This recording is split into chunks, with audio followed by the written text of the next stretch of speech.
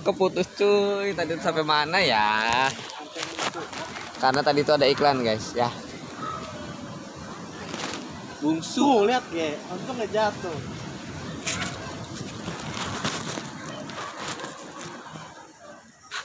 Nah, Kayaknya lebih bener kayak ini. anak Kalau bungsu. kalau tadi tuh ada miring kameranya.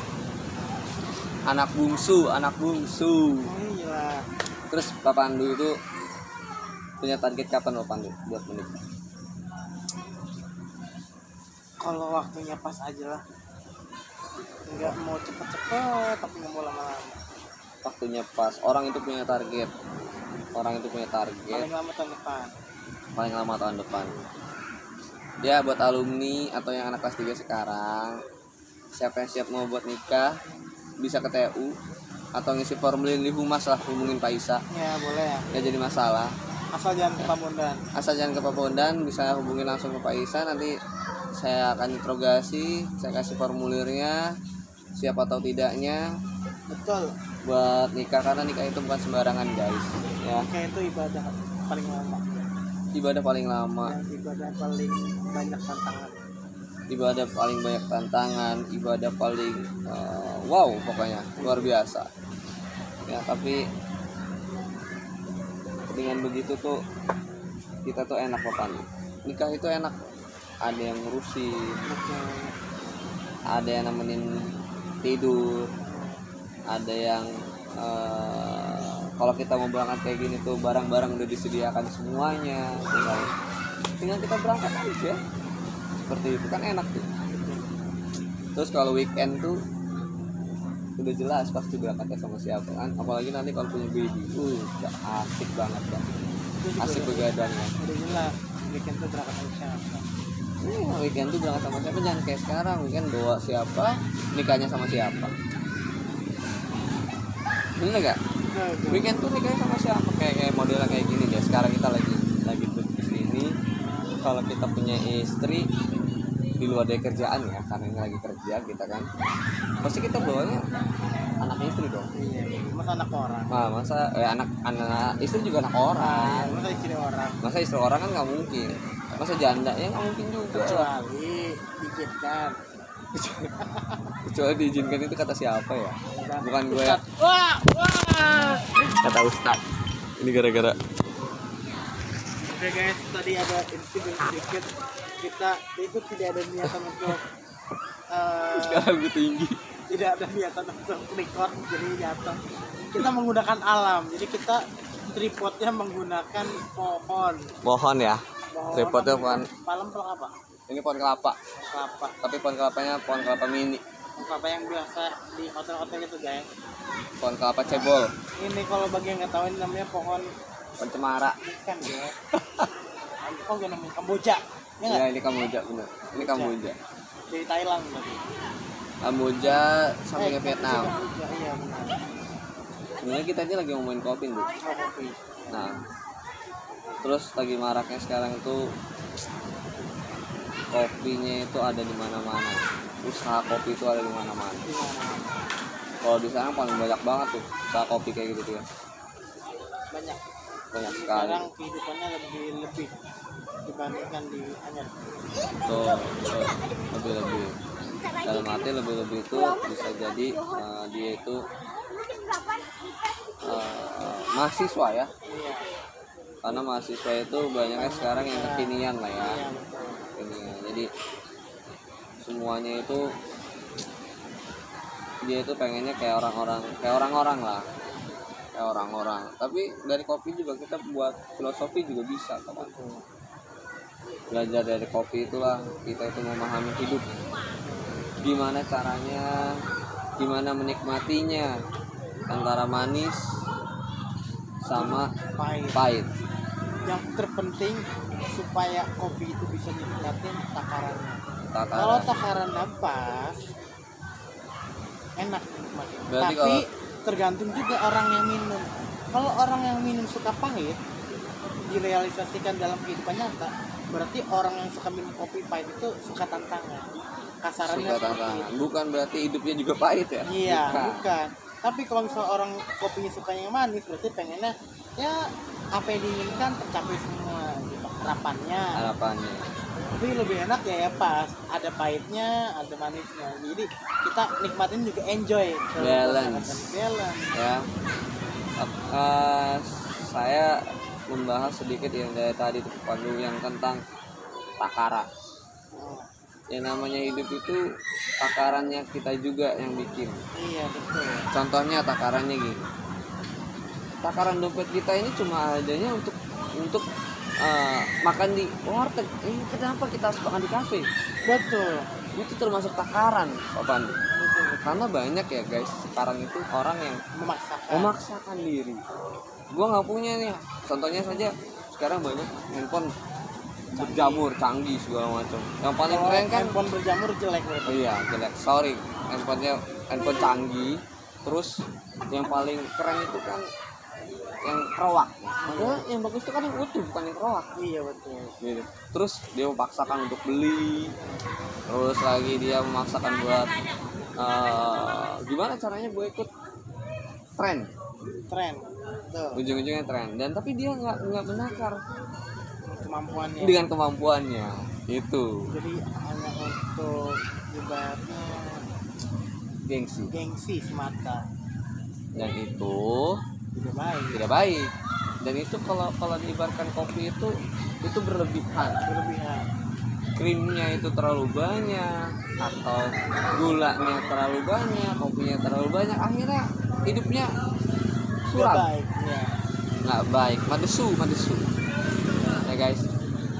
Nah, itulah sebenarnya kopi itu banyak filosofinya. Makanya kalau Papan tuh pernah nggak dengar filosofi kopi atau nonton filosofi kopi? Wih, iya dong, nonton dong. Itu film yang gua rasa sih bagus banget ya.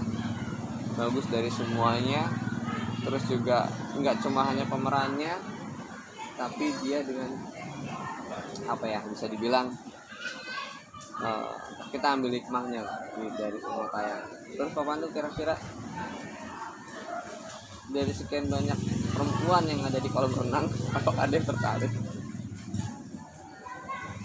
Untuk saat ini belum ada yang tertarik, tapi karena apa? Karena masih pada kecil-kecil. Di bawah umur guys. Di bawah umur. Kecuali mungkin anak-anaknya nunggu 10-15 tahun yang akan datang. Baru. Mungkin tertarik gitu. Tapi dirimu udah tua. Iya sih. Oke, suasana di sini tuh santai, sejuk, suara ombak, debur ombak. Ini kita di pinggir pantai, tapi tidak terlalu banget ya. Karena di dalam kawasan.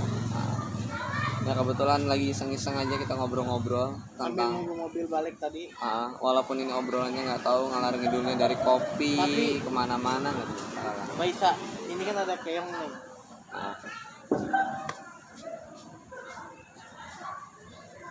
Oke, ini ada keong. Siput ya, apalah arti aku menunggu. Nah ya, ini dibalikin dulu ke tempatnya.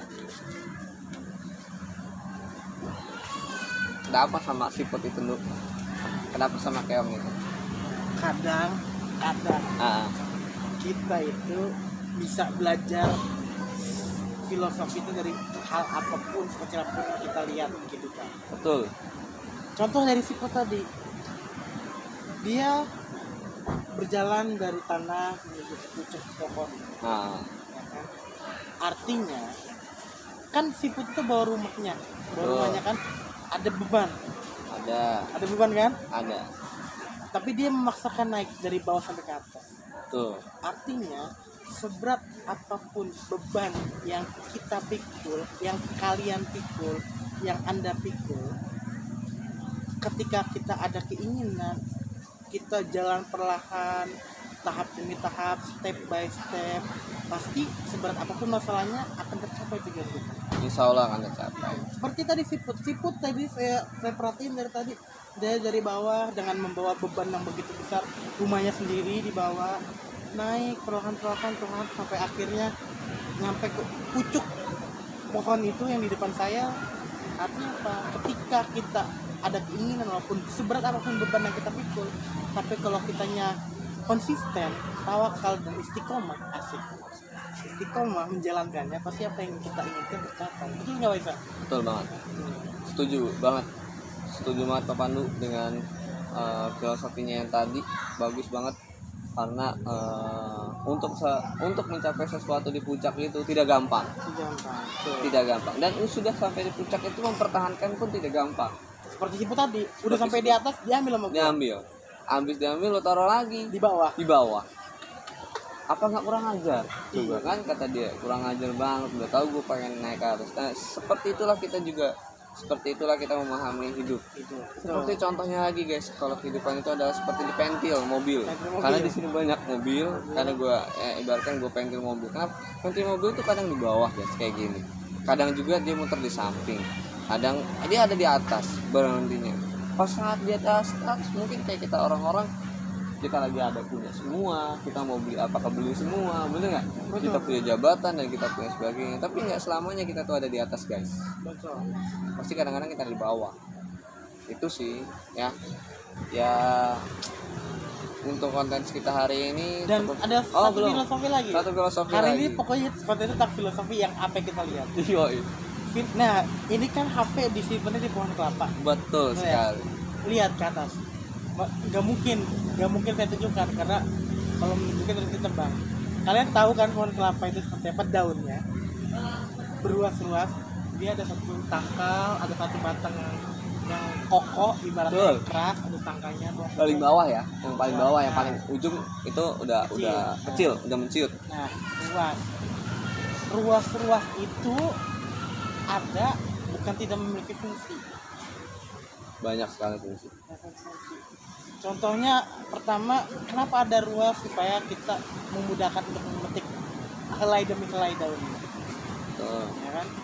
Yang kedua, supaya mungkin di situ adalah salah satu jalur hewan untuk mencari makan tuh. Bukan jalur evakuasi ya? Nah, bukan. Itu ada semut, terus ada ulet tuh di atasnya.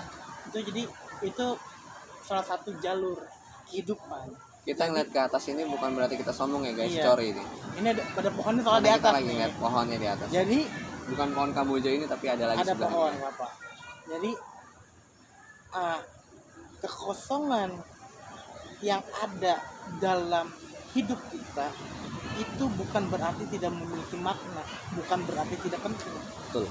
Jadi kekosongan itu mungkin saja saat ini belum memiliki makna, tapi cepat atau lambat next time akan bermanfaat. Kita akan menyadarinya ketika waktu akan tiba. Oh, ternyata kemarin gue begini, misalnya kata-kata kemarin gue jomblo supaya supaya biar gue begini. Oh, ternyata kemarin gue begini supaya gue begini gitu. Jadi berarti ada kata introspeksi. Nah, jadi pasti di sisi lain dari kekosongan kehidupan ataupun kekosongan dompet mungkin. Wah, nggak usah bilang-bilang itu. Karena ini masih tanggal 2 cuy. Oh iya. Itu pasti memiliki nolnya ngelundung. Memiliki makna. Ya enggak? Itu enggak bisa. Betul. Ya, terus cari lagi filosofi lagi. Ini filosofinya gue sambung ya, di kelapa. Karena kelapa itu mempunyai banyak, apalagi saya itu juga pembina pramuka. Boleh. Jadi pembina pramuka itu tentang kelapa itu banyak sekali fungsinya. Dari akar, tunasnya, daunnya. Kenapa pramuka juga ya, ini sorry ya kalau gue salah ya, karena juga soalnya sudah lama vakum di pramuka, tapi kan ya moganya masih inget ya. Sorry kalau salah, diluruskan aja guys. Tulis di kolom komentar. Iya, kolom komentar aja bilang itu Kaisa salah gitu. Jadi tuh menurut saya semua yang tadi di Pak Pandu itu sudah mencakupi dengan bagaimana dia dari kelapa itu belajar dari bawah, dari siput juga, dari kopi juga, itu udah mencakupi. Kalau lu semua anak pramuka memahami filosofi tentang tunas kelapanya, kenapa pramuka ngambil tunas kelapa untuk simbolnya, lu pahamin dulu dah. Itu sama aja kan filosofi kehidupan kita yang realnya. Semuanya bisa dipakai. Buahnya, daunnya, ya. Terus itu mobil batangnya juga itu bisa dipakai semuanya buat kehidupan. Batang kelapa bisa dipakai, daunnya bisa dipakai, buahnya apalagi, terus batoknya, serabutnya, setelah itu pohonnya. Kalau lu potong-potong bisa jadi pohon kelapa, apa kayu kelapa yang lumayan buat jadi bangunan gitu. Lo mikir, andai lo bisa hidup seperti itu, berarti lo bisa berguna bagi nusa dan bangsa. Bener gak? Betul. Gitu. Ya guys, Nah, di sini mungkin banyak sekali pasangan-pasangan muda yang baru menikah, yang lagi itulah yang lagi honeymoon. Tapi yang itulah kenapa jomblo tuh selalu mikir yang begitu itu karena dia nggak belum pernah ngerasain honeymoon guys. Sorry nih Mo ya, karena saya sudah bentar lagi anniversary yang pertama. Jadi ya nanti kita sayang anniversary-nya pas puasa ya. Nanti kita bukber aja. Kan udah gitu ya. Kan kemarin. Bukan lah, April 18 dong. ya? 18. 18 Jadi dapat April. puasa 13, 14, 5 hari. 15, 5 hari lah. 5 hari kita puasa, nanti kita langsung gitu aja guys. Oke, Tapi gitu jangan aja. kedufan. Tapi jangan kedufan. Ini udah berapa menit? Udah lama banget. Belum lama. Karena belum dipotong jatuh-jatuh Pandu. Enggak apa-apa. Bikin 10 menit kita. Bikin 10 menit kayaknya sudah lewat ini Pak. Nah, apalagi filosofi apa lagi? Boy, harus nyari lagi dong. Nih, ada lagi filosofi dari wastafel, peran wastafel misalnya. Jelek banget. Kalau sudah nggak boleh pikiran wastafel. Nih, kan tadi saya bilang filosofi itu bisa kita lihat ambil dari mana pun. Betul. Kalau nggak mau wastafel, ayunan deh joget-joget. Maunya apa? Ayunan sama juga tipis beda. Iya, ayunan, joget-joget, tengah perwasatan. Ya sama yang mana? Nanti kita udahan dulu karena ada bapak ketua. Oke, bye. Oke.